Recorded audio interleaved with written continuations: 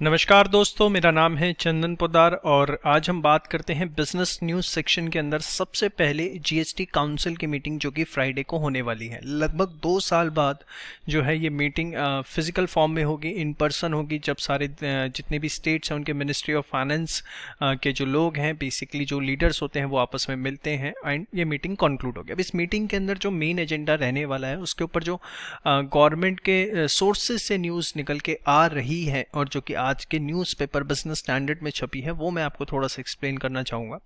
सबसे पहले coconut oil जो है, जो कि 1 लीटर से कम की बॉटल्स है, उस पर जो जीएसटी है वो 18% हो सकता है। अब इसका क्या फ़र्क है और क्यों ऐसा हो रहा है, मैं आपको थोड़ा सा डिटेल में बताना चाहूँगा। एक्चुअली एक कंपनी है, अपने नाम सुना होगा, पैराशूट, ठीक है।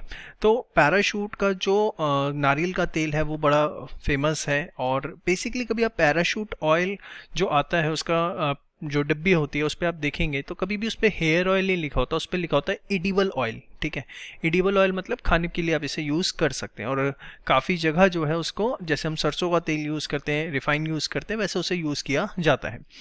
नाउ अब इसकी वजह से फ़र्क क्या पड़ता है, देखिए हिंदुस्तान में हेयर ऑयल पे जो जीएसटी लगता है वो लगता है 18% और एडिबल ऑयल पे जो जीएसटी लगता है वो लगता है कितना, 5%। अब यहाँ पर समझने वाली बात क्या है कि जो कोकोनट ऑयल है, जैसे पैराशूट है, अब उसने उस पर लिखा हुआ है एडिबल ऑयल, अब लोग उसे किस पर्पस के लिए यूज़ करते हैं वो लोगों के ऊपर है। इवन ये केस जो है कोर्ट में भी गया था और कोर्ट के अंदर भी जो है पैराशूट जीता था, जिसके अंदर ये बोला गया कि भाई इन्होंने तो एडिबल ऑयल लिखा हुआ है और एडिबल ऑयल लिखा हुआ है तो रेट जो है वो जीएसटी का 5% लगेगा और उस हिसाब से जो है आगे चीज़ें चार्ज होंगी। अब पैराशूट को देखते देखते नंबर ऑफ कंपनीज मार्केट में आई, जैसे पतंजलि का हो गया, और number of companies coconut oil आज के टाइम पे बेचती हैं और सब क्या लिखती हैं, एडिबल ऑयल लिखती हैं और कोई भी हेयर ऑयल नहीं लिखता। और हमें पता है कोकोनट ऑयल जो है वो बेसिकली हेयर ऑयल की तरह यूज़ होता है।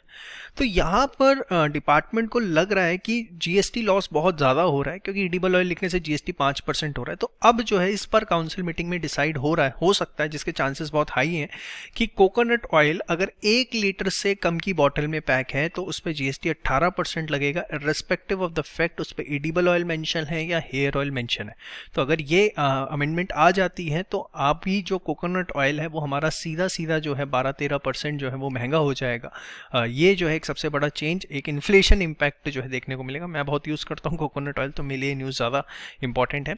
चलिए समवॉट, तो एक चीज़ ये जो सबसे बड़ा चेंज, और ये अगर होता है तो जो इंटर के बच्चे हैं जो या टेक्स के बच्चे हैं तो अगले साल उनके जो पेपर होंगे उसके अंदर ये उनके अमेंडमेंट भी होंगे। सेकेंड, जो जीएसटी काउंसिल की मीटिंग होने वाली है उसके अंदर एक और सबसे बड़ा जो डिसीजन होने वाला है वो है स्विगी एंड जोमेटो को लेके। इसको भी थोड़ा सा आपको फंडामेंटली समझना होगा कि स्विगी एंड जोमेटो जो है अपने आप को बोलते हैं कि फूड एग्रीगेटर्स हैं। फूड एग्रीगेटर्स का मतलब क्या होता है कि ये लोग क्या करते हैं कि आप ऑर्डर लेते हैं और आपने जहाँ ऑर्डर दिया है जिस भी रेस्टोरेंट से, वहाँ से फूड लेकर के आपको दे देते हैं।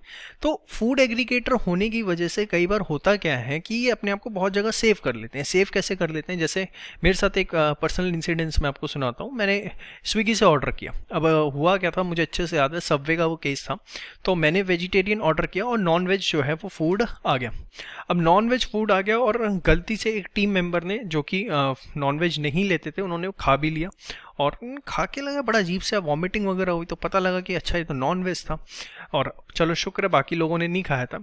तो now what happen when we filed a case on Swiggy, मतलब थोड़ा कंज्यूमर कोर्ट तक गए, तो स्विगी ने क्लियर बोला हमको कि हम तो फूड एग्रीगेटर है, हमारा काम तो सिर्फ लोगों से लेके देना है। अब वो क्या दे रहा है और क्या मिल रहा है उसमें हमारी रिस्पॉन्सिबिलिटी मैक्सिमम टू पता नहीं 5 या 10 हज़ार रुपये तक की है। हम ई कॉमर्स ऑपरेटर नहीं है। ई कॉमर्स ऑपरेटर मतलब हम नहीं बेच रहे हैं, हम किसी के हमारा we are working just like an agent, nothing else. तो इस तरीके का उनका वो रहता है। अब इसकी वजह से गवर्नमेंट को भी बड़ा नुकसान होता है। चलो ये तो एज ए कंज्यूमर मुझे नुकसान हुआ, गवर्नमेंट को क्या नुकसान होता है मैं आपको बताता हूँ। गवर्नमेंट को ये नुकसान होता है कि इनके पास काफ़ी ऐसे रेस्टोरेंट्स लिस्टेड हैं जो इनके प्लेटफॉर्म पर हैं, स्विगी एंड जोमेटो पे, जिनका टर्नओवर बहुत हाई है लेकिन वो गवर्नमेंट को टैक्सेस नहीं देते। एक्चुअली देखिए, GSTR 8 फाइल करी जब स्विगी और जोमेटो ने, अपनी एक रिटर्न होती है जिसके अंदर इन्हें अपने पूरी डिटेल देनी होती है कि बेसिकली कहाँ से क्या क्या सेक्शन से, मतलब किस किस रेस्टोरेंट से कितना कितना अमाउंट का सेल वगैरह निकल के आया, जो भी उसके अंदर डिटेल्स थी। तो वहाँ डिपार्टमेंट ने ये देखा कि स्विगी एंड जोमेटो ने बताया कि ये ऐसे रेस्टोरेंट्स हैं जिनकी सेल्स XYZ अमाउंट की है, लेकिन उन रेस्टोरेंट्स की जब इंडिविजुअल रिपोर्ट्स देखी तो देखा उन्होंने कोई सेल्स एज सच रिपोर्ट नहीं कर रखी, मतलब कहीं ना कहीं टैक्स इवेजन हो रहा है। ये जो इनके पास रेस्टोरेंट्स हैं वो जो है टैक्स जो है लेकर के गवर्नमेंट को जमा नहीं करवा रहे हैं, या क्योंकि वो कैश के अंदर ज़्यादा डील करते हैं तो वो पकड़े नहीं जाते। तो अब गवर्नमेंट पूरा का पूरा इनका खाका ही चेंज कर रही है। अब ये स्विगी और जोमेटो की ड्यूटी हो जाएगी अगर ई कॉमर्स ऑपरेटर का उनका स्टेटस हो जाता है इंस्टीड ऑफ फूड एग्रीगेटर, कि आप लोगों को क्या करना है कि जो भी रेस्टोरेंट्स आपके पास लिस्टेड है वो जो भी माल बेचेंगे उस पर जीएसटी लेना स्विगी एंड जोमेटो की जिम्मेदारी होगी, और ले करके उसे गवर्नमेंट को जमा करवाना भी स्विगी एंड जोमेटो की जिम्मेदारी होगी। वो जिम्मेदारी जो अभी रेस्टोरेंट्स लेवल पे थी वो खत्म हो जाएगी और ये जिम्मेदारी जो है अब स्विगी और जोमेटो की हो जाएगी। और गवर्नमेंट को ऐसा लगता है लगभग 2000 करोड़ रुपए का टैक्स जो है इससे साल में चोरी हो रहा है, और ये जो है गवर्नमेंट को कहीं ना कहीं फ़ायदा मिलने वाला है। लेकिन यहाँ पर ये माना जा रहा है कि थोड़ा सा समय दिया जाएगा जीएसटी काउंसिल के इस डिसीजन को इम्प्लीमेंट करने के लिए, और इनको ये 1 जनवरी 2022 से करने को बोला जाएगा क्योंकि इन्हें अपने सॉफ्टवेयर्स के अंदर जो है वो चेंजेस करने पड़ेंगे। तो बहुत 2 मेजर अमेंडमेंट्स, जो मेजर चेंजेस जो जीएसटी के अंदर आने वाले वक्त में हमें इस बार फ्राइडे की मीटिंग में एक्सपेक्टेड है, हो सकते हैं।